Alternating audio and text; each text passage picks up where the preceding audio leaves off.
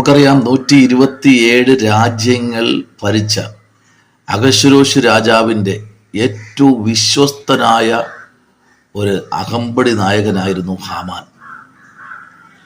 ഭയങ്കര വിശ്വസ്തനായിരുന്നു. പക്ഷെ വിശ്വസ്തനായിരിക്കുന്ന ഹാമാൻ പ്രാർത്ഥിക്കുന്നവനെ കണ്ടപ്പോൾ കണ്ണുകടി തുടങ്ങി. സ്തോത്രം, പ്രൈസ് ദി ലോർഡ്.